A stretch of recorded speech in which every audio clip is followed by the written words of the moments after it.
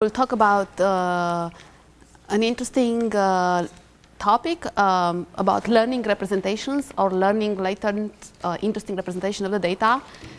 So the discussion will all be based on unsupervised learning, and we'll cover a couple of classic techniques for learning representations, namely PCA, principal component analysis, and also kernel PCA. And I'll just mention in one slide what ICA is, another common technique to learn structure. But it's a bit more advanced, so I'm not going to go through details there. OK, cool. So what's the motivation? Well, as I guess we all know by now, so the data these days, in the age of big data, we have massive amounts of data. And actually, not only we have massive amounts of data, many data points, but also in many interesting applications that the data is very high dimensional. Right? So actually, I have on my slides a couple of examples. Actually, these are even older examples, a couple of years old. So there could be even better examples these days. But OK, let me go through a couple of them. So for example, if we want to do document classification, we could use, say, the classic representation that you guys know, namely the bag of words representation, where for each word in the English dictionary, you have a feature. Right? So then we would have thousands of features. OK? But people that do natural language processing, namely NLP, they use even more features. So for example, it's also common to use the so-called bigrams, which means for every pair of possible adjacent words, we'll have a feature. Okay, and then we're going to mark down if that pair of adjacent words appeared in our document and how many times, and so on. Right? If we use pairs, if we use bigrams as features, then suddenly we have millions of features. And even if we then augment with other type of contextual information, the data becomes even higher dimensional. Okay? So that's an example where the data is super high dimensional. Okay? Another example. So some of you did the Netflix. Some of you are trying to do the Netflix for the project. And also, for example, in the recommender systems, and I'm sure this data is old by now, we could have at least 500,000 users, and they could rate, say, about 20,000 movies. So here you can think about having about 500,000 examples in 20,000 dimensions. Okay? Or so that's another example where the data is reasonably high dimensional. Or if you are doing, say, brain imaging, which is, for example, something that Tom Mitchell is doing, then you could potentially measure the brain activity in different locations in the brain, and you might be doing so at say, half a millisecond. Right? So then you get very high dimensional data. Okay? Or even the image data, right? If we have very high resolution image data, that's also very high dimensional. Okay, so basically today we have, in the modern age, basically we have massive amount of data, and often the data is really high dimensional. And so in this context, it's useful to try to learn some insightful but lower dimensional representation of the data. Okay, and this is exactly what we're going to talk about today. So the topics that we're going to cover today: PCA, kernel PCA, ICA. So these are powerful unsupervised learning techniques for extracting hidden, potentially lower dimensional structure from these high dimensional data sets. Okay, and why is it useful? Okay, why would this be useful? So I kind of implicitly mentioned why it's useful, but maybe do you guys want to volunteer to come up with a few reasons? I think high dimension is hard to process and requires a lot of computation. But if you lower it to lower dimension, it will require less computation and perhaps more meaningful representation of it. Excellent. Okay, so and your name is? Sean. Sean. Okay, so Sean already came up with a great reason. Okay, cool. Other reasons? So one particular one that he mentioned is computation, right? So like it could be better use of resources, in particular running time, right? It could also be better use of other resources like memory, right? You requires, if you find a good lower dimensional representation, you need less running time. You can run a faster algorithm, right? And you need potentially less storage, more efficient memory from memory point of view, and so on. Yeah, other. And the high dimensional data might be very sparse.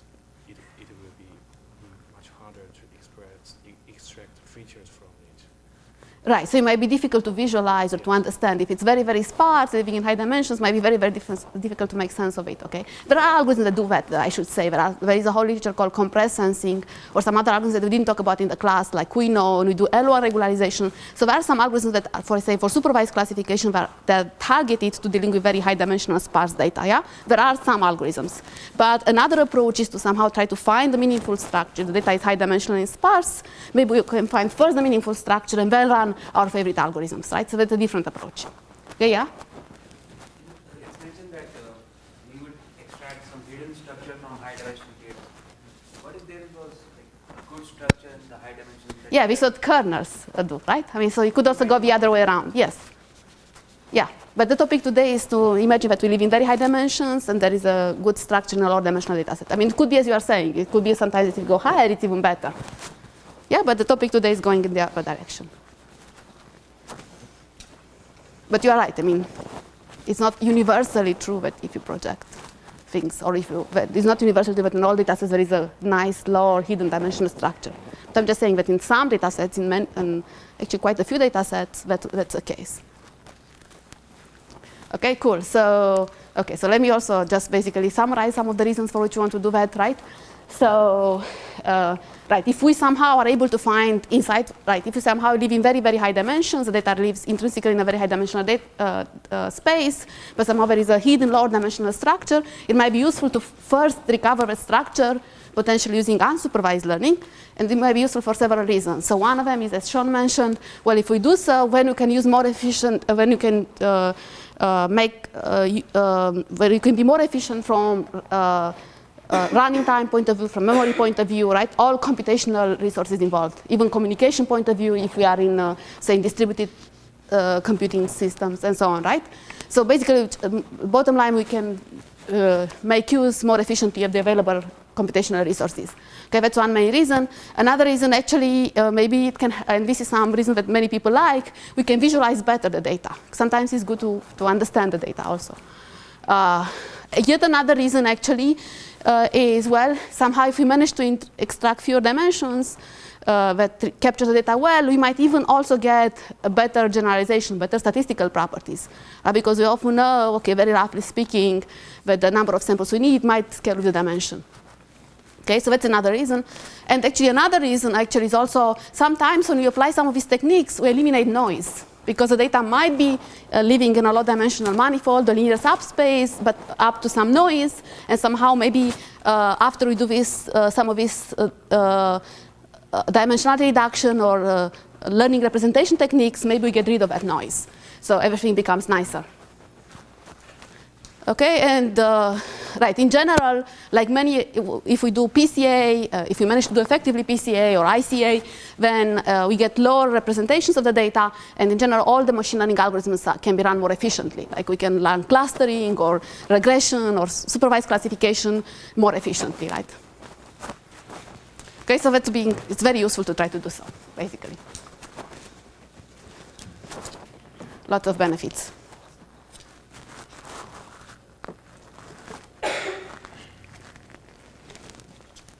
Okay, cool.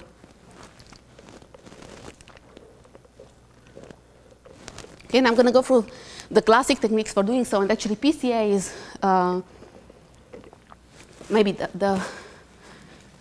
one of the most basic techniques for doing so. So it stands for principal component analysis, and I'm just going to have one slide, high-level description, and then I'm going to go through more details. So roughly speaking, what PCA, or principal component analysis, does, it's an unsupervised technique, so only uses unlabeled examples. And it's an unsupervised learning technique for extracting structure from a high-dimensional data set, and by structure, really, we mean variance structure.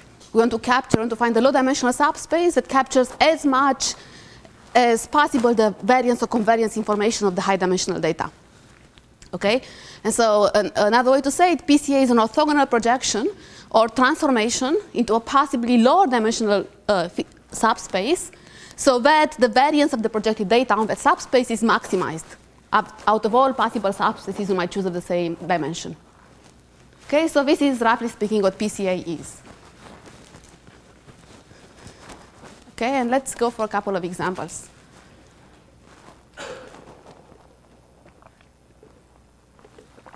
Okay, so for example, So let me go through the simplest possible example, which is this one here on the left. So here is an example where data lives in 2 dimensions, right? So intrinsically, so it's in 2 dimensions, and actually in those, so the first dimension is this one, it's the first feature, and this is the second feature. And you actually, as you can see here, basically the data is already intrinsically lower dimensional than the dimension of the ambient space. So in particular here, we can just really, only the first feature is relevant, right? The first feature already mostly captures most of the information, right? Because the second feature almost looks like noise, right? So here already one of the original features is a good feature, okay? And we might as well could keep that one, and we already have a lot of the information out there. Okay, so this is a simple case where basically the data is intrinsically low dimensional in the original representation. Okay, now a different case is the one on the right, where basically here in the original representation, right, if I look in the same, basically if I look in the same representation where I have the x-axis, the first feature, and the y-axis, the second feature, in the original representation looks like both features are relevant. They appear correlated, right, actually, right? But if we do rotate the data, right, if I rotate the data, and then if I basically rotate it, and from this picture I get it to this picture, right, if I just do a linear transformation or rotation, then I again get into a situation where only one coordinate is more important. Okay, or another way, if I look at it in this, without even rotating, if I look at it, well, there is this direction. It's not an original feature, but it's a direction, right? But again, capture most of the information in the data, right? And only if I could find the direction and represent everything into that coordinate system, things would be easy.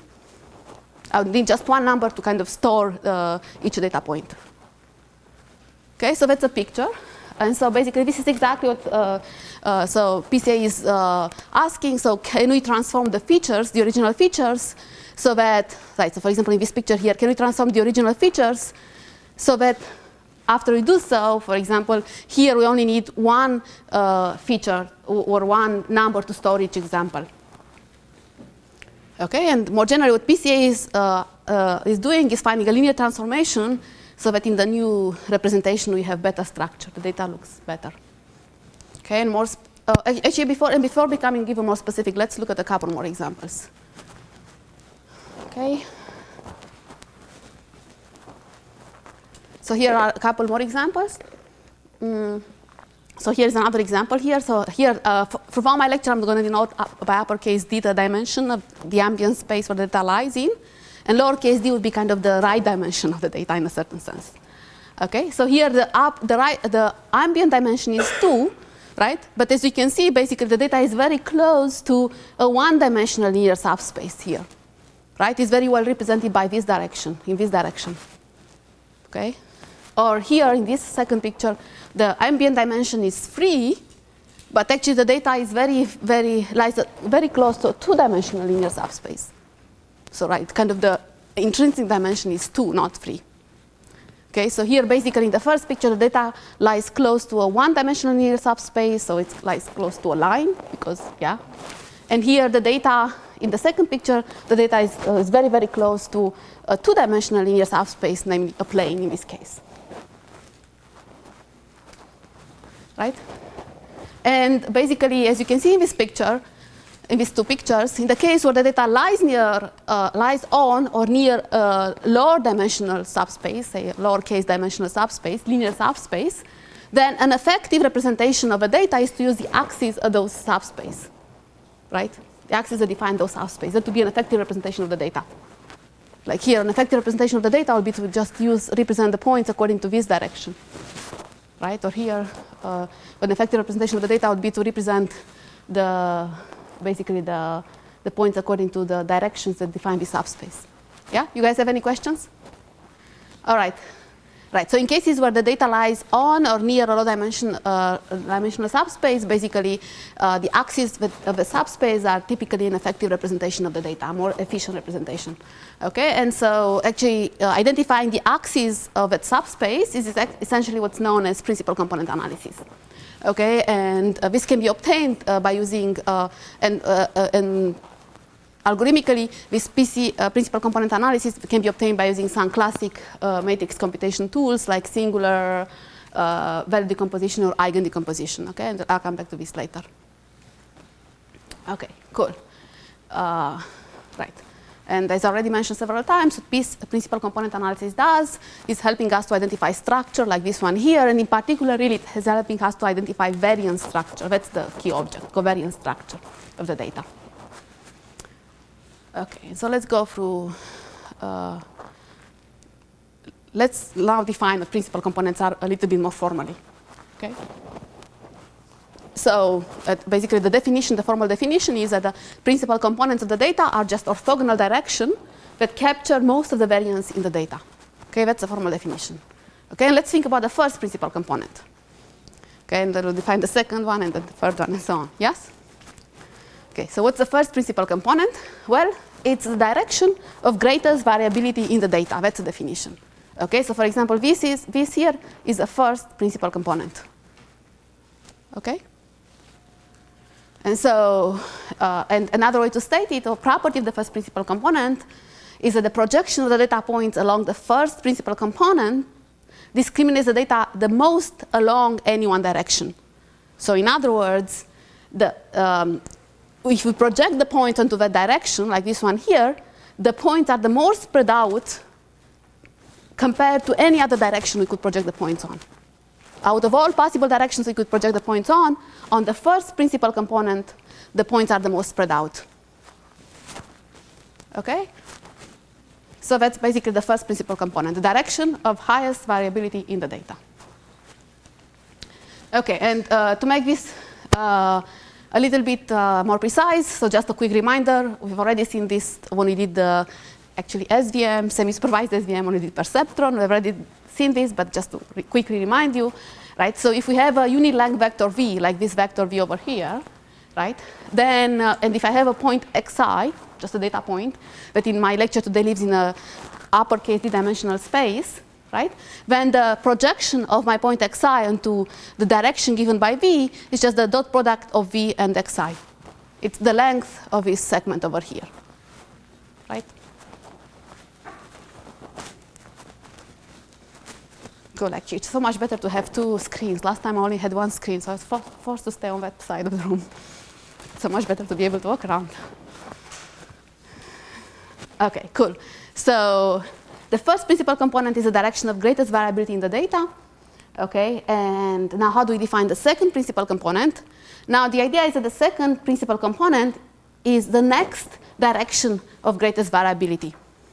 Okay, now how do I formally define this? So what we're going to do, after we remove the variability in the first direction, then we find the next direction of greatest variability. Okay? And what do I mean by remove the variability in the first direction? I really mean by replacing each point. So my original point xi was this point over here, and I'm going to replace each point xi with a residual given by the first direction. Right? So, right, I'm going to, imagine that v is my first direction, right? Then v dot xi is a representation of a point in that direction. Right? And then what I'm going to do for each point x, I'm going to replace x by this residual, which is x minus v dot x, is a residual according to this first direction. Okay, so then I get a new set of data points, and then I find the direction of greatest variability in the data. Okay, that's the second principal component. This is mathematically what happens, and like in words, what this is, the second principal. So the first principal component is the direction of greatest variability in the data. The second principal component is the next direction of greatest variability. And we'll set up the thing so that these principal directions are actually orthogonal to each other. They are uncorrelated. Yeah, actually that's important. Right, so it's the next orthogonal, so the second principal component is the next orthogonal direction of greatest variability. Yes? Orthogonality is an important condition? Say it again? Orthogonality? Yeah, it's important. Yeah. So by PCA, we're going to define them to be right, because as I mentioned, if I went back to my picture here, it's very important. When I said that the principal components are basically the axes, right? In the case of the data lies, say, on a low-dimensional subspace, the principal components will be the axis of a subspace. And it's easiest to define axes by using orthogonal directions. Yeah, it's an important. We'll set up in PCA, we're going to make sure that they are orthogonal. Basically, when the features in the new representations become uncorrelated. That's the definition of PCA. In other techniques like ICA, actually, I'm not going to have time to, if I have time, I'm going to go through it. In ICA, we don't impose that. But in PCA, we impose that axes, the principal components are orthogonal. This is the way the things are set up.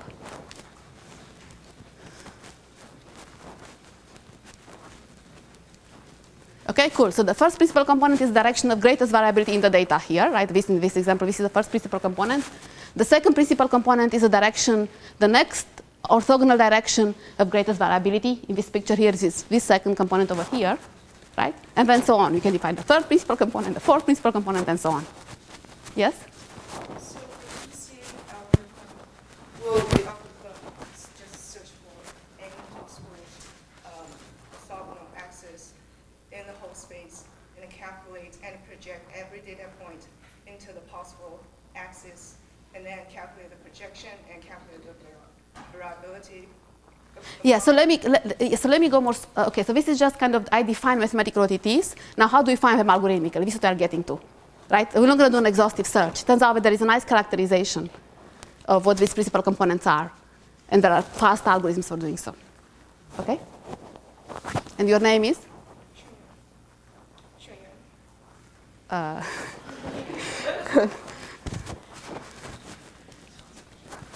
Well, nice to meet you, I guess.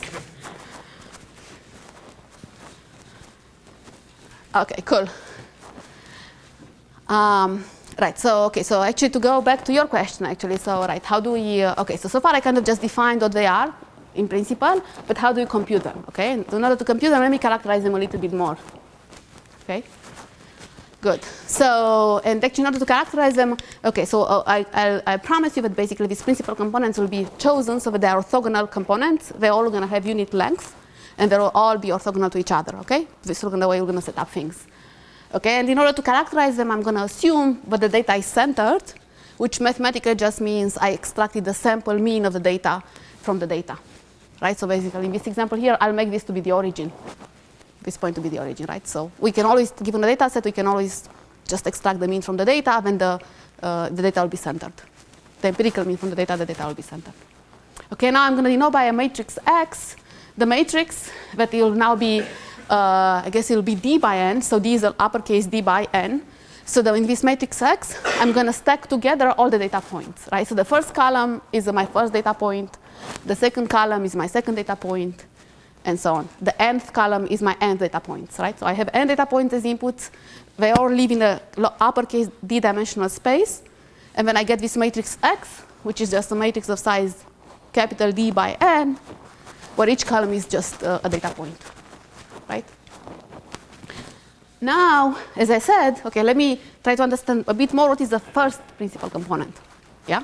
And as already defined in the previous slides, what the first principal component is a vector where basically that maximizes the sample variance of the projected data, has the highest variability, which mathematically means just maximizes the sample variance of the projected data, right? So let me write this down, right? What is the sample variance of the projected data?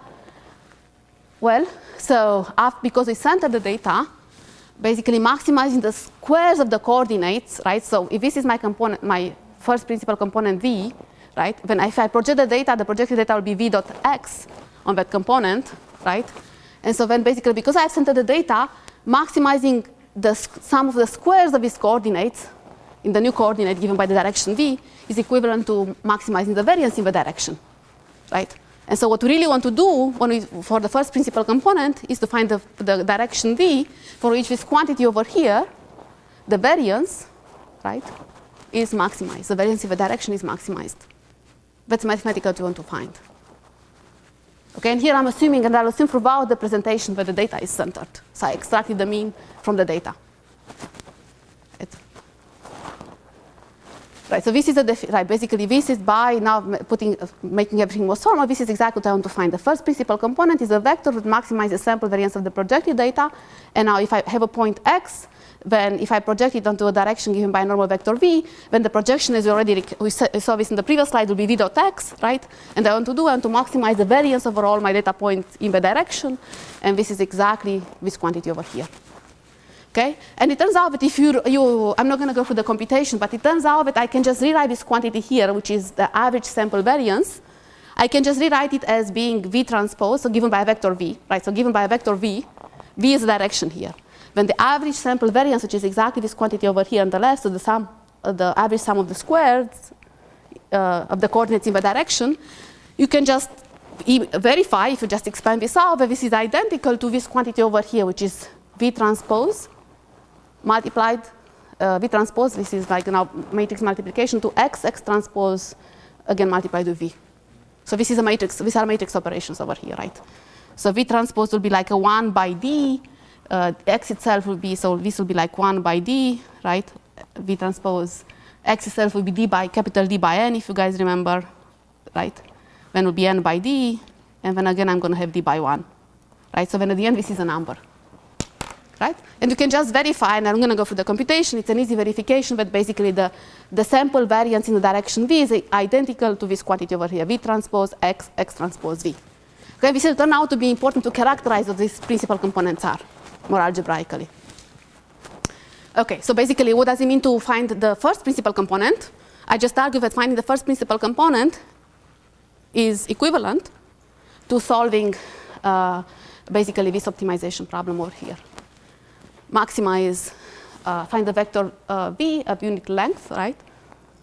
Such that this quantity over here, V transpose X, X transpose V is maximized. Yeah, is this clear? And this identity over here can be easily verified by expanding out what this quantity is.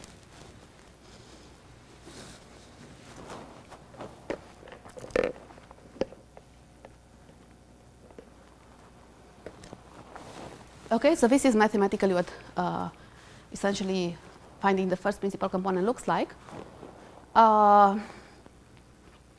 Okay, now let's characterize it a little bit more, right? Because, right, what is actually the algorithm for finding it, right? So right now I'm just giving you a more mathematical characterization of the first principal component, but how do you find it algorithmically? And it turns out that actually if we just manipulate this, so this is what this is an optimization problem, right? It's actually a constrained optimization problem because I also want to impose the norm of V is 1, right? And why did I impose norm of V to be 1? Because, like, if you guys remember when I go back to my picture, so in this picture over here, the length of the projection of a point X onto a normal vector, onto direction given by normal vector V is V dot Xi, is the norm of V is 1, right? That's why when the norm of V is 1, this is exactly capturing what I want, right? Right, so when I need to impose here, I need to search for direction for a vector V of norm 1 so that this quantity over here is maximized, which is just basically the sample variance of the data projected on the direction given by V. And I want to maximize it because of the first principal component, this is what I need to do. Okay, now this is a constraint optimization problem. I want to understand this a little bit more. Okay, it turns out that it has a nice, there will be a nice characterization of these components, what they are. Okay, so because it's a constraint optimization problem, we didn't go through this in class, and I'm just going to quickly go through this now. It will take me because it's very easy, I'm just going to take me a couple of equations. I just want to mention at a high level how you can go from this constraint optimization problem to a nice characterization of V. Okay, now, because it's a constraint optimization problem, one way to deal with a constraint optimization problem is to look at the so-called Lagrangian. I think Kirsten went through this in the recitation, right? You did go through that in the recitation. For Lagrangian. Just the notion of Lagrangian, yeah, exactly. Right. In any case, this is something you are not required to know, but I just want to go through it briefly. Okay, so it's a constraint optimization problem, and so in order to solve it, we can turn it into an unconstrained optimization problem by basically wrapping up the constraints into the objective function. And how do we do it? We only have one constraint here, and what we do is just introduce a Lagrange multiplier, lambda. And so now I'm going to try to maximize the function over V of the same original objective function minus something that has to do with the constraints, lambda V transpose times V. Which I should have had here minus 1 too, but it doesn't matter. So, yeah. So I wrap up the constraints into the objective function, and now it turns out I need to make sure that basically the gradient in the direction of V in order to do, when I want to maximize this function, this Lagrangian, and any vector V that maximizes the Lagrangian must satisfy the property that the gradient in the direction of V is set to 0, right? And if I compute the gradient here and use properties of gradient computations when I have matrix and vectors, then I get this equality over here, because the gradient of this expression over here, V transpose X, X transpose V with respect to V, we just drop one of these guys. It will be X, X transpose V, just some matrix computation, okay? And the gradient of this guy with respect to V with a quadratic form will again just drop V transpose. Okay, so basically, if I set the gradient in the direction to v to be 0, then what do I get? I get this equality over here, which just says that basically, what do I get? I get that this is, by the way, the sample covariance matrix, if you wanted to think about it. So I give it XX transpose minus lambda. Lambda is my Lagrange multiplier times identity, minus lambda identity, all dot product by V is set to 0. Okay, but then if I solve for V, what do I get? I get, so if I rewrite this, what do I get? I get, yes? What is the original dimension of D, capital D, uppercase D. Uppercase D.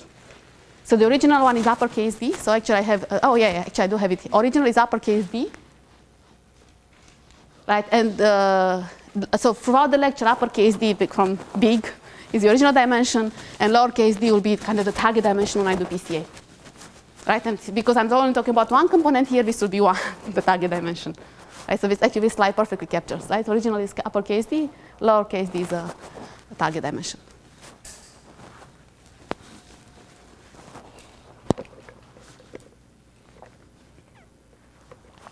Right, so if we go for this Lagrangian type of multipliers reasoning, we get that basically the first principal component must satisfy it's something interesting going on here.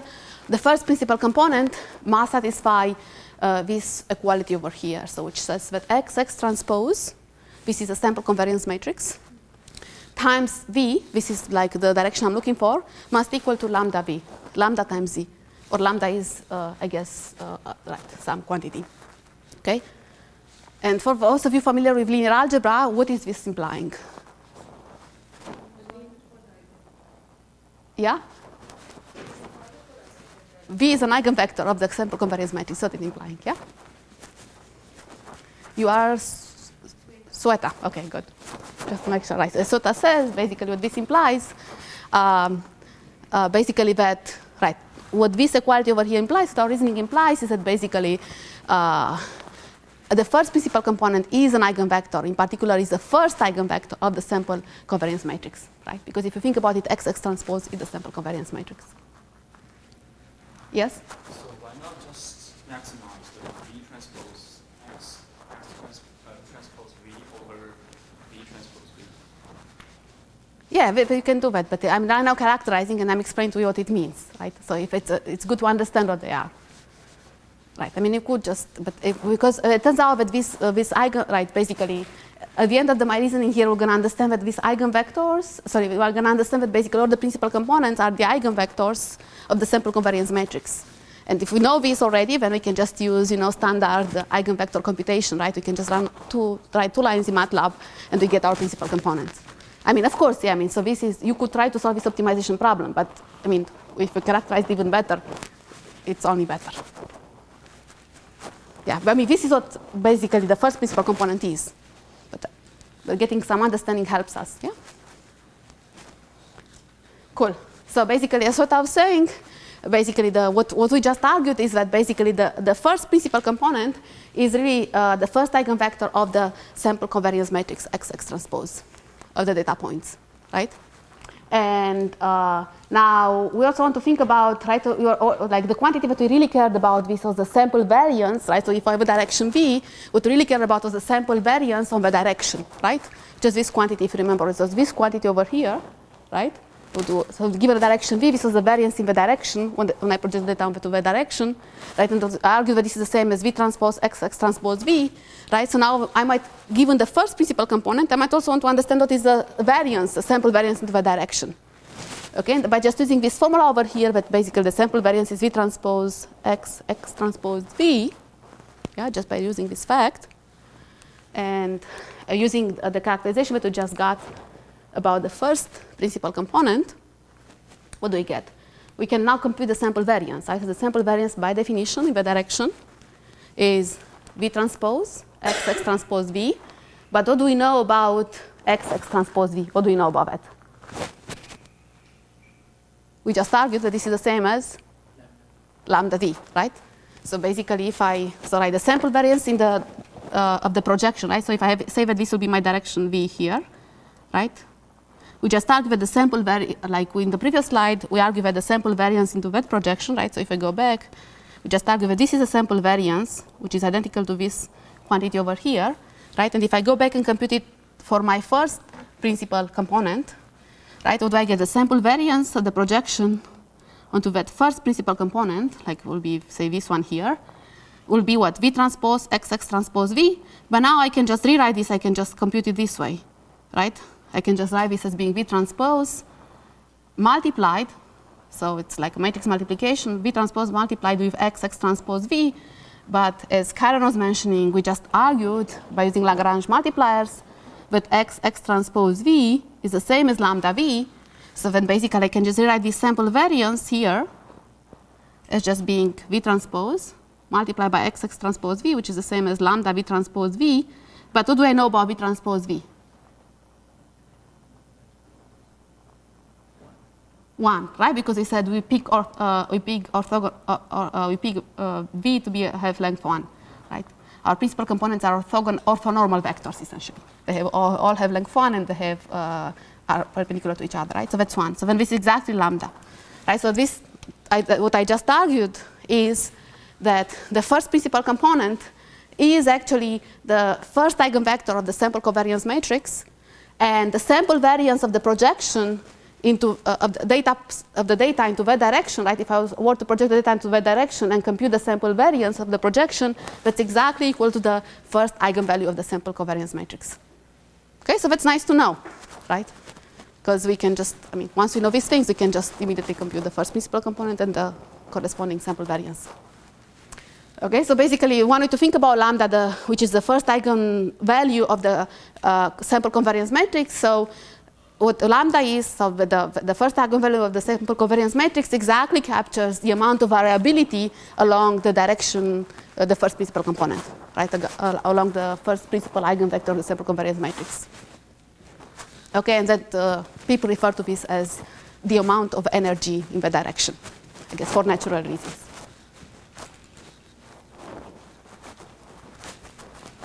Okay, so I mean that's cool because life is first. I mean they are nice objects, these principal components. Okay, and more generally, right? So we just argue that basically the first, so the amount of variability in the direction given by the first principal component is exactly the largest eigenvalue of the sample covariance matrix. So in general, what we can do, we can just order the eigenvalues of the sample covariance matrix, right? Like maybe lambda 1 is the first one, lambda 2 is the second one, and so on. And then what we get, like after, basically based on a reasoning of this type, we get that basically the first principal component of my data is just the first eigenvector of the sample covariance matrix, and lambda 1 is, or the variability in the direction is basically just the first eigenvalue of the sample covariance matrix. Okay, then the second principal component will be the second eigenvector of the sample covariance matrix, we can argue, and then the amount of variability in the direction will be exactly lambda 2. Okay, and so on. Okay, so that's basically a nice characterization of what these components are. Right, and then so to answer your question, how do I compute, given a data set, how do I compute the principal components? I look at the sample covariance matrix, I compute the eigenvectors of the sample covariance matrix, and they will exactly be my principal components. And I can even compute the variance in the directions given by the eigenvectors, by the principal components by using the eigenvalues. Okay, so it has a very nice characterization. It's one of those dimensionality reduction techniques where we have closed form expression of what basically the axes in the new representations are. So that's really cool. Okay, for many of the other learning representation techniques, we don't have such beautiful, nice closed form expressions. Okay, probably this is one of the reasons for which PCA is so widely used, because it's easy to understand and it has a very nice and meaningful interpretation. Cool. Okay, so to summarize, basically, right. So what are the principal components? So basically, the principal components of the new axis of the representation are just the eigenvectors of the sample covariance matrix, XX transpose. And because we picked because we actually picked the axes to be orthogonal to each other, in the new representations, the features are uncorrelated. Okay, and so basically, just to sum up, what is PCA is just a linear transformation, right? Because what did I do? I first entered the data, and then I just did a linear transformation, okay, to represent the data. Okay, so PCA is just it's a learning representation type of technique, also dimensionality reduction technique, if you want to think about it that way, where all we do, we just first center the data, extract the sample covariance, extract the sample mean of the data, to basically make the new sample mean to be 0, okay, and then we just do a linear transformation. And the linear transformation is exactly given by the eigenvectors of the sample covariance matrix. Okay, so it has very nice, simple characterization. Okay, cool. So that's, actually the way I described it so far is, I described PCA, so PCA has two interpretations actually, it turns out. It has one learning representation interpretation and has one dimensionality reduction interpretation. Okay, and everything that I talked about so far is in the first interpretation. I described it as being a way to extract meaningful structure, to learn a cool new representation where I capture most of the covariance information. Yeah, so this is what I described so far, but it's good to also know the other interpretation. Yeah, you could have a question? So how do you show the eigenvector corresponding to the second eigenvalue is orthogonal to the first one? We're going to pick it to be orthogonal. We're going to impose it. Oh, the second. Yeah, so the second eigenvector Yeah. is orthogonal. Oh, yeah. By definition, it will be, yes. It should be. Yes.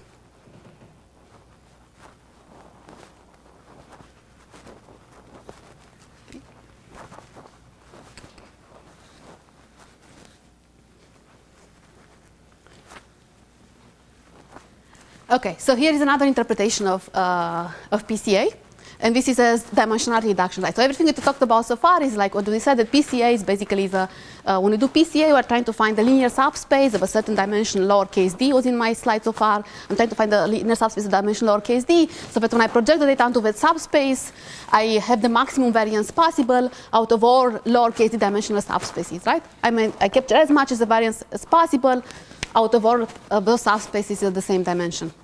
Yeah, the target lowercase d dimension. Yeah, good. So this is the maximum variance subspace interpretation. But how about the, so here's another cool interpretation, as I said, which is like more like a dimensionality reduction interpretation. And so here's what it is. So another way you can argue that when we do PCA, we're going to find vectors, we're going to find axes, d-axes, v1, v2, vd, so that when we project the data onto those axes, we minimize the reconstruction error. So the amount of loss in the, when we do the projection is as small as possible.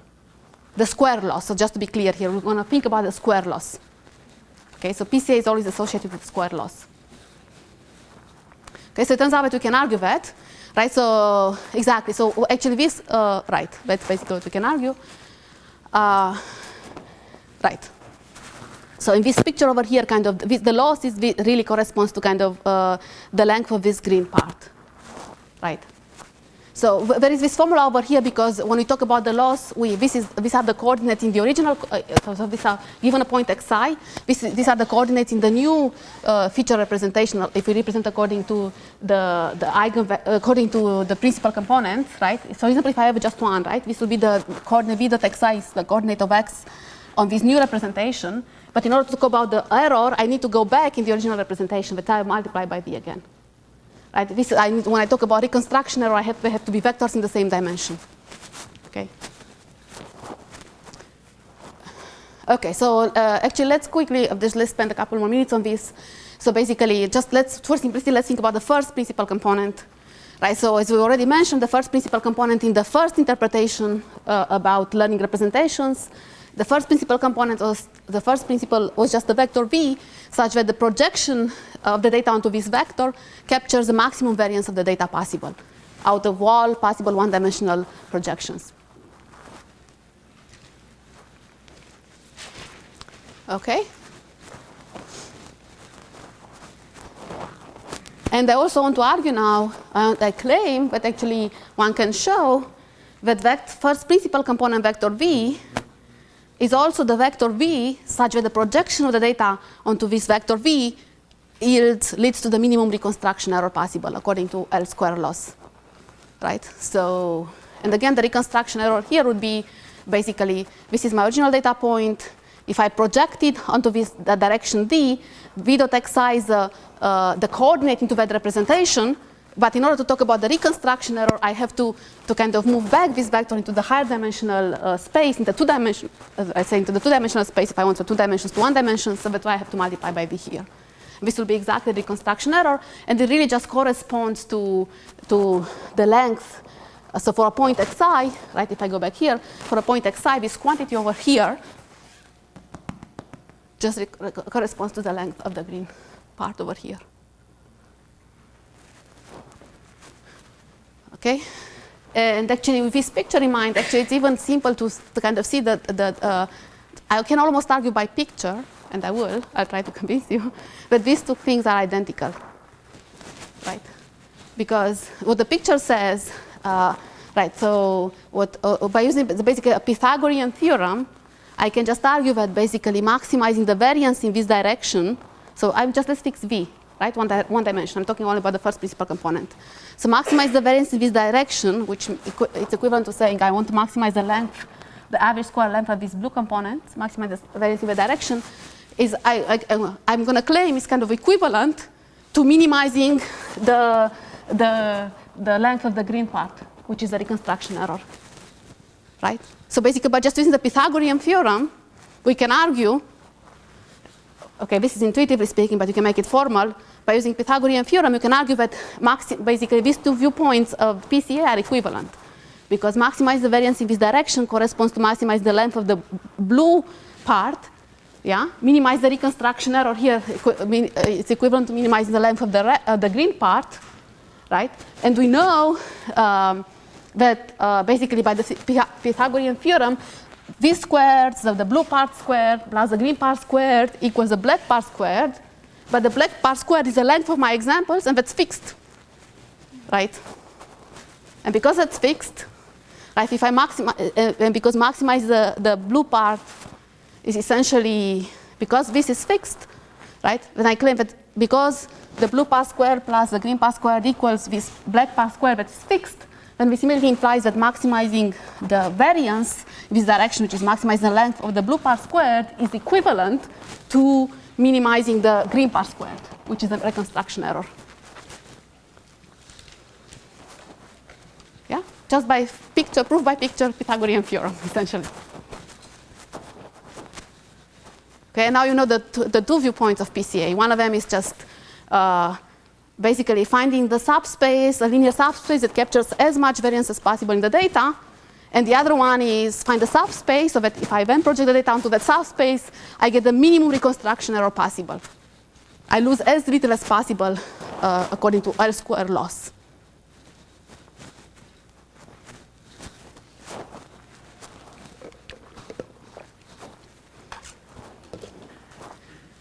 Cool, so that's why actually these two viewpoints explain why, so you can think about PCA as both being a way to learn a representation of the data, useful representation of the data, and as a way to do dimensionality reduction, right? Because if the data is too high dimensional, for example, and you only can use so many dimensions for whatever reasons, for example, if you want to minimize the reconstruction error, if you care about, actually I have it here, the square loss, if you care the average square loss, that we know, we just proved that the best way, the best subspace to project onto is the one given by the principal components.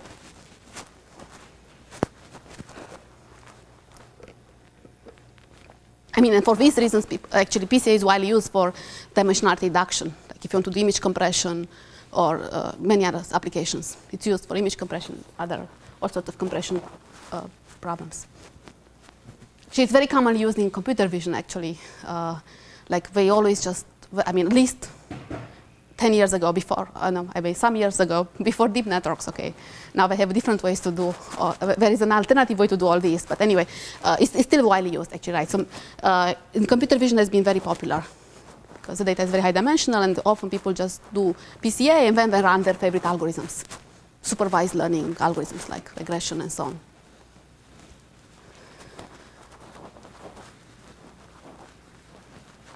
Okay, so just basically to summarize some of these things about PCA. Right, so as we argued for the first principal component, basically so the first principal component is basically the eigenvector, the first eigenvector corresponding to the sample covariance matrix, right? And then the amount of variability, the variance in the direction, the variance of the projected data in the direction is exactly captured by the first eigenvalue of the sample covariance matrix. It's also known as the amount of energy in the direction. Now, obviously, if we have zero eigenvalues, at some point if we get zero eigenvalues, right, then the zero eigenvalues indicate no variability along those directions, right? So that means the data really lies in a lower dimensional subspace compared to the ambient space. And like, for example, if the rank of the covariance matrix, of the sample covariance matrix is k, we know that only the first k eigenvectors have no zero eigenvalues. And so what we're obviously going to want to do, we want to only represent the data by using k axis, right? We're not going to, obviously, we're going to get rid of the eigenvectors with zero eigenvalues. Okay, and so, right, in the original representation, basically, so right, just to, again, to just write it visually, so data point, oh, yeah, so this should be an xi, upper script xi, right? It's a point xi, right? This should have been xi. It's a point, data point xi has d coordinates, uppercase d coordinates originally. Right, so it has, this is the original dimension. Right, I have d coordinates, and then if I do PCA, right, if I find the, say, the first d eigenvectors of the sample covariance matrix, this will be how I'm going to represent the data in the new axis, in the new representation, right? Or this will be the first coordinate of the data, right? As we argue, this is the length of the projection of the point, my point, onto the. So this will be, oh, it's something not, should x1i. No, this should have been just xi, not xdi. Yeah, it should just be v dot xi. Yeah, I'm just taking the, I'm projecting the point. I'm just taking the length of the projection of my point into the direction. That's a type of error. Yeah, it should just be just, I'm just saying that this is how it look like. Okay? I'm just saying how you're going to represent the point. The point initially is d dimensions, right? And I'm just going to represent in the new feature, according to the new coordinates. Now I have coordinates v1, v2, vd, v lowercase d, or these are new target dimension. And I'm just going to, the coordinate of in the new feature representation will be v1 dot xi. We argue that, right? It's the length of the projection of my point onto that, the direction v1, and so on, the length of the projection of my point xi into direction vd. So this is the original representation, this is the new representation. And d is much smaller, lowercase d is much smaller, this could be much more efficient. Okay, and right, just to reiterate the point from the previous slide. Actually, right, it turns out, okay, this is not, so sometimes, even if the data is intrinsically higher dimension, it lives in high dimensional space, sometimes maybe the data lies near a low dimensional subspace. It might not exactly low dimensional subspace, but it could be very near a low dimensional subspace. And so, for example, if you plot the eigenvector, right, if you plot the eigenvalues of the sample covariance matrix, maybe some of them are really, really small. And the idea is that we can always ignore the very small ones. And if we ignore the very small ones, because the eigenvalues exactly captures the variability of the data in a certain direction, we are guaranteed that, well, we're going to lose some information, right? If we ignore the eigenvectors with very small eigenvalues of the sample covariance matrix, we're going to lose some information, but the loss in the information will be really small. So this is what people commonly do. They just put a threshold and, they just threshold all the eigenvalues that are below a certain threshold. And yeah. Cool. Let me see. Now, just to mention also, you might also be curious about an example. Actually, as I mentioned, PCA was very, very popular in computer vision. And so, actually, there is this seminal work by Turk and Pentland. I think they made New York Times because of that at the time in '91. So New York Times wrote about their work, right? So they showed that basically they took a data set, and then they kind of argued that for application they can just use, let's see, how many do I have here? I have 15 numbers, I think, right? Do I have? Are they 15? No. Yeah, there are 15 numbers. Okay, good, right? Because the first one is a sample. So they took faces, they took about 7,500 images, faces, and then they computed the I guess the average is the average somehow. And then they computed the first 15 eigenvectors. Okay, and these are the first eigenvector, the second eigenvector, third eigenvector, and so on. Right? And then what they showed is that for many images, basically, so these are the first 15 eigenvectors. This is the sample average. And so basically, once you have these eigenvectors, you can then represent any image as a linear combination of these eigenvectors. So now you can represent any images by using 15 numbers. So the original dimension was very, very high because it was, I don't know exactly, but it must have been like at least a few hundreds. Right? It must have been like, I know, 64 by 64, right? Something like that. Right? So it was very high in the original pixel representation, but they did PCA with 15 components, and they showed that, oh, we can represent all these images by only using 15 numbers, and we don't lose much. Okay, so that was a very cool application. They made New York Times for that. It's an old example from 91, but it's the classic example. Yeah? So you represent a base with 15 numbers, but there has to be some metric to measure what you can do with these 15 numbers. Yeah, it's exactly what we talked. The metric actually is the minimum reconstruction error. If we do so, like basically in terms of like out of all possible, if you use like if you want to only represent a face with 15 numbers, like if you want to find a 15-dimensional subspace, right? We know that PCA is the one that will give you the minimum reconstruction error. If you use a 15-dimensional subspace given by the PCA, out of all possible 15-dimensional subspace, that will be the one that has the minimum reconstruction error formally according to this. I mean, that's by mathematically, but I guess empirically they show that that's a good representation.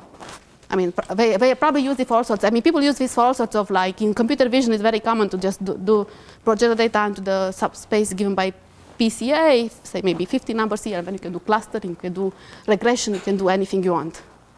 Any classification or machine learning problem that you want to solve in the context of computer vision. Yes? When you use PCA, I mean, it makes sense for imaging because the features don't necessarily mean anything, but you do seem to lose intuitiveness of each individual feature when you map it to this PCA dimension. So, I mean, are there any other applications where you can actually use PCA and not lose the understanding of your feature? So why don't you lose the understanding of the features here?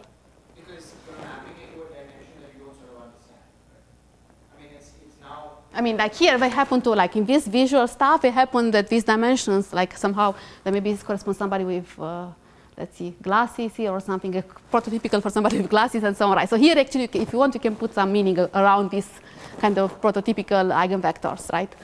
Yeah, in vision, right? And you're asking, is it true the same happens in other applications? I bet that it happens, for example, in sound, speech processing. And also even in the, I think there's also been work, I think, in, I can point to you, I have to check. I'm pretty sure people also use for document understanding. Maybe like a new feature corresponds to some combination, minimum combination of the original features. There's something called latent semantic indexing, and I think that even there they capture some, like there was some interpretability. You're asking, basically what you are asking, if when I do PCA, right, do I have a nice interpretation of the new dimensions that I find? And you're saying here, nicely observing that here that's the case, right? And I'm sure that in their work they mentioned this, you know, that maybe this is a prototypical picture for somebody with glasses or something like that. Yeah, you're totally right. So you can interpret some of these directions somehow. And you're asking, does the same thing happen in other applications? And I think the answer is yes. I'm sure it happens in speech. It also probably happens in document understanding. And there is something called latent semantic indexing. And I'm sure that they discuss that. I'll point you to those papers. Yeah, that's a great point. I mean, like, I guess one of the reasons that I mentioned at the beginning of my lecture, why do you want to do all these learning representations? One of the reasons was visualization, which people like to talk about. I mean, so, or like maybe interpretability is another one you're adding. Okay, cool. And I just want to mention, right, so this is the classic example from 91, but really it's a very common technique to do PCA and then to do your favorite algorithm. And actually we had an algorithm last year. I'm not going to go through the details here, but in any case, I had a NIPS paper last year with my students where I did distributed PCA actually. So, right, so here we assume that the data is on our machine, but what if the data is distributed across multiple machines? And then I want to find a common subspace that does all over the union of the data sets. Okay, so this is our modern research problem on PCA. Okay, and we had a very smart algorithm that did so. But anyway, so in the process of doing so, we then had to find out applications. Why do we want to do PCA, right? And so actually the applications that we had were we first did PCA, and then we did k-means clustering. And another application was we first did PCA, and then we did regression. Okay? And actually, in both cases, we observed, basically, on real-world data sets like newsgroup data sets. So basically, for example, if you do k-means, so if your goal is to do k-means clustering, right? So basically, you can project the data on like a newsgroup data set. Basically, you can project the data onto something like 10 principal components. And then if you do clustering in the new projected space, you're going to do almost as well as if you did clustering in the high-dimensional space. But the running time is much, much better. Okay, so it's really useful, actually. Okay, and the same thing happens with regression and other learning tasks. So it's, it's really effective. And actually, for k-means clustering, I don't have it on my slides, but for k-means clustering, you can even prove formally. So not only you can show empirically, as I have here, but you can also prove formally for k-means clustering, if your goal is to do k-means clustering, which if you guys remember, say you are in a Euclidean space, right? And you want to do k-means clustering, if you remember what is the k-means cost? So if I give you a clustering, what is the k-means cost of a clustering? So what is our goal when we do k-means clustering? Something we discussed last time. So we have as input a set of points, right? And then we have a target number of clusters k. And what do you want to do? Find a clustering that will have k clusters and also centers, right? And we want to minimize the sum of the square distances from each point to its corresponding center, right? So each point I find a clustering. With k clusters, I find centers for each of those clusters. Each point is assigned to its nearest center, right? To get Voronoi partitions, if you guys remember. And the objective function is I want to find the clusters and the centers so that I minimize the sum of the square distances of each point to its corresponding center. Yeah, so it's square distance.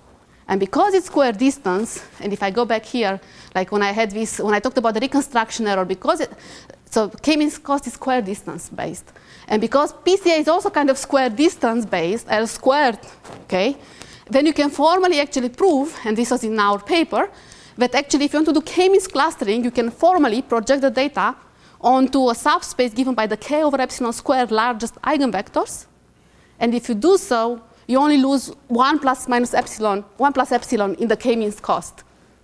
So provably, if you want to solve a k-means clustering problem, just do PCA first, project the data into the k over epsilon squared largest eigenvectors, you are guaranteed to not lose much. And you can do k-means clustering in the lower dimensional subspace, but this can be much, much faster.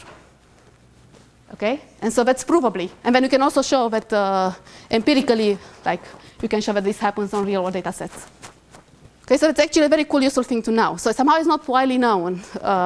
Actually, this proof, so this is not proof due to me, but it's proof due to Dan Feldman. We had here the course at a different technique to do dimensionality reduction paper in the SODA 2013, actually. So surprisingly, this was not known before. But I think it's a very useful fact to know, because k-means clustering is probably the most widely used objective. And one can formally show, if you want to do k-means clustering, project the data onto the k over epsilon squared largest eigenvectors. So basically, do PCA, find the k over epsilon squared largest eigenvectors of the sample covariance matrix, project the data there, you're guaranteed to not lose much. Just do k-means clustering there. So, as you can see, PCA is super useful.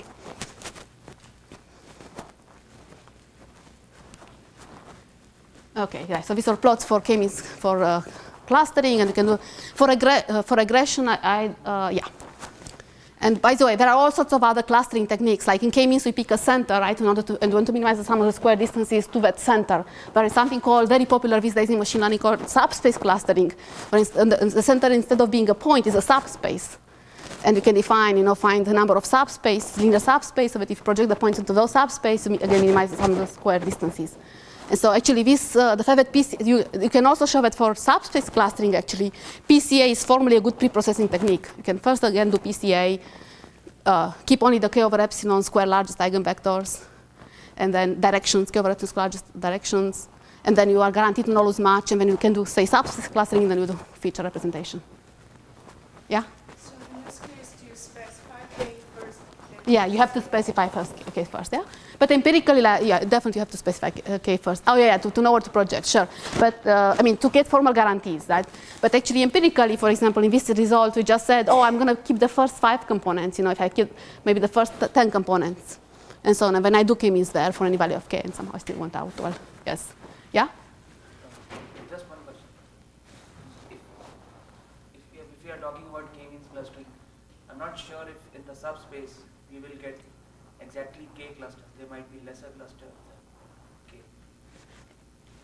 Well, you can formally show, so that's exactly, so if you have, say that you have data living in any dimension, and if you want to do K-means clustering, well, one can formally show that if you project onto the K over epsilon square largest eigenvectors, in the new projective space, the optimal solution for K-means of K clusters is within 1 plus epsilon factor of the optimal solution with K clusters for K-means in the original space. I'm just saying that the number of clusters might reduce. You have K. Yeah, but the K-means cost is not going to change substantially. That's what I'm going to claim. So the number of clusters might reduce, but somehow the K-means cost. I mean, what do we might reduce? I can always split the cluster into 2. I mean, you may say the number of natural classes. That's what they are formally, right? And given any data set, there is some well-defined notion of optimal K-means classes with any clusters. I'm not talking about natural or anything, but just find the K clusters. There's always an well-defined notion of K with K clusters, right? And that we guarantee that after you do the projection, the optimal K-means cost in the new projective space is within 1 plus epsilon factor of the K-means cost of the original space.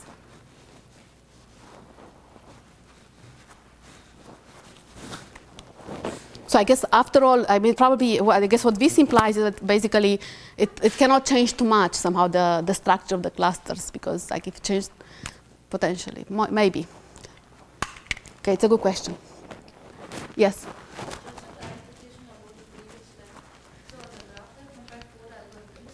Yeah, don't go through them because they are in the distributed learning context. So I just wanted to show to you, right, so the details are, the 4 algorithms are like, I did not talk about them in course. All I wanted to show is that basically we can reduce the number of dimensions and not lose much information. Okay, we can talk about this offline, it's in my paper, but yeah.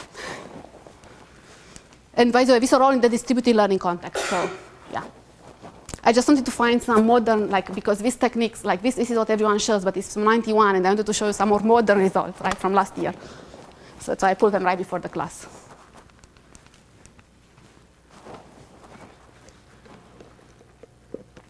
Okay, and actually I'm going to skip this. So how do you compute these eigenvectors? Right, I mentioned that the principal component, the first principal component is the first eigenvector of the sample covariance matrix. You can do actually an iterative algorithm called the power method to compute it. Okay, and so you can show that basically you can start with any vector in RD, and then you can just iterate this process. Basically, you run the vector V through the sample covariance matrix, you scale it, and you repeat. And then you can formally argue that actually if you do so after so many rounds, you get a good vector that captures a lot of the variance that the first direction, principal direction has. Okay? And you can also argue you get closing angle actually. Okay, so there are known techniques for computing these eigenvectors. Okay, one of them is the power method. Another one is actually you can do eigendecomposition of the matrix A. And again, I'm going to skip this. So this is the point is anyway, you can just have a MATLAB function that will going to compute these eigenvectors for you. Okay. And actually, and again, I'm going to skip this too also because it will be on the slides. So doing an eigendecomposition of the sample covariance matrix, you can also do actually just an SVD of the original matrix, and you can argue that they are somehow related. Good. So, but in any case, there are ways to compute these eigenvectors, okay? Known ways to compute these eigenvectors. Okay, but right, I also have a couple more topics that I want to cover, or one more topic at least. So let me just go at a high level. So PCA is actually probably one of the most widely used techniques for learning representations or for doing dimensionality reductions. In this case, as we argued pictorially, they are very closely related, right? Which is nice. And it's nice because it has a very closed forms, like we understand what PCA does in a very closed form, right? We know that the first principal component is the first eigenvector of the sample covariance matrix. We understand entirely what it is. Okay, cool. And you can use standard techniques for finding these eigenvectors, right? Requires actually, one nice feature requires no tuning of the parameters, right? It's just you get the sample covariance matrix, find the eigenvectors, you are done. It's nice, right? As opposed to other learning representation techniques, like deep learning and so on, or you have to tune the parameters heavily. Here, you can take it as a black box techniques, and often you're guaranteed to do well. Okay? Now, in terms of weaknesses, if you think about it, and has no local optima, you can solve it exactly. Cool. Yeah, so it's one of the few problems in machine learning where you don't have a local optima. Cool. So, but in terms of weaknesses, actually, it's limited to second order statistics. I've been talking throughout the lecture about the variance. We want to capture the covariance information, right? So it's limited to second order statistics. How about higher order moments, right? And also, it's really a linear projection, as I mentioned. We just do a linear projection to a low-dimensional subspace. Okay, but sometimes a linear projection might not be sufficient, right? So what do we do?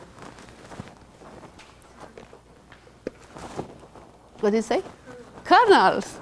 Cool. Kelly, yeah? You're Kelly. Cool. Excellent answer. Right, so one way to handle, as we know, we talked about this throughout the course, one way to handle nonlinearities, right, is to use kernel methods. Okay, so we can try to use kernel PCA. Okay, so what is kernel PCA? So, right, so in the principal component analysis case, we kind of, that does particularly well, PCA does particularly well if the data, so we have a data that lives in high dimensional the ambient subspace is high dimensional, but really it's kind of the data lives close to a linear subspace with high dimensional subspace, right? This one PCA does particularly well. Okay? Now, when kernel PCA does well is if we have a kernel, and if we think about its phi space, right, the corresponding phi mapping, right? If you remember, a kernel has a phi mapping, right? Right? So that we never want to go very explicitly, but definitely a kernel has a phi mapping. So what is a kernel? Quick reminder. What is a kernel? It's a pairwise function that corresponds to mapping into high dimensional space, right? So that the kernel computation k of xy, that you could do it in the original space, corresponds to the dot product into higher dimensional spaces, right? So kernel is basically just a function. Just a quick reminder. So what is a kernel? It's just a pairwise function with the property that k of x, it's basically a pairwise function, so that k of xy corresponds to phi of x dot phi of y, right? So a kernel has an implicit mapping phi into a higher dimensional space, okay? So that basically the kernel computation in the original space, I'm not sure what happens here, corresponds to a dot product into higher dimensional spaces, yeah? But the point is you never want to go very explicitly. Now, when kernel PCA are going to do well, if I have a kernel, so that if I think about what happens with the data into the phi space, right, I have the original data, and I'm thinking about what if I was to map the data into higher dimensional space, if I get into a situation so that in that higher dimensional space, now which can be very, very large, it can have many, many dimensions, but what if after I do the mapping, there is suddenly a nice linear subspace of that higher dimensional space, so that the data lies close to that linear subspace of that higher dimensional space. Okay? If that's the case, then this is when kernel PCA will do well. Right? So basically, the data might not be close to a linear subspace in the original representation, but it might be close to a linear subspace of the phi space corresponding to my kernel. If so, then I can just apply kernel PCA. Okay, and I have slides. I'm not going to have time to go through them right now because I'm out of time, but just I want to mention that it's, while some of the arguments are obvious to kernelize, kernel PCA is not tricky to kernelize, but does require a little bit of thinking. And in particular, like if you remember, when we compute, we said, well, the first eigenvector, so the first principal component, right, corresponding to the eigenvector is the first eigenvector of the sample covariance matrix. So in order to, but the sample covariance matrix was a matrix X transpose, and actually this was a D by D matrix, right? So, and the entries don't correspond to dot product into higher dimensional space. And really the matrix that I want to use is X transpose X, because if I have X transpose X, that corresponds to a kind of dot product of the original examples. Okay, so then you have to do a little bit of, right, so if you just look at it, the first look, you might say, oh, I have XX transpose, a sample covariance matrix, D by D does not involve dot products between examples. So you know, it's not obvious how to kernelize it. But then if you just do a little bit of rewriting, you can basically just rewrite, you can go for some little bit of computations and just use properties of what the first principal component is and so on. And then you can just notice that you can do everything in terms of X X transpose X itself. Okay, so then I'll have this on the slides, but the whole point is that you can rewrite everything so that it's in terms of X transpose X, but X transpose X exactly corresponds to the matrix of dot products between examples, so then I can just kernelize it. I can replace X transpose X with the kernel matrix. Okay, then I can kernelize it, and then I do great. Okay, so this will be on the slides. I mean, if you're curious to go through the example. Right? The point is that you can kernelize it. Okay, cool. And I'm not going to have time to go through ICA. I'll just put it as additional information if you guys want to look at it. But okay, just to summarize. Okay, so PCA is probably one of the most widely used techniques for doing both learning representations and dimensionality reductions. It's a nice technique because we understand it very well. Yeah, it has a nice closed form expression. We can find the principal components nicely by using an eigen computation or singular value computation. And it's widely used, and you can kernelize it too, to help handle nonlinear structure too. Okay, cool. So questions?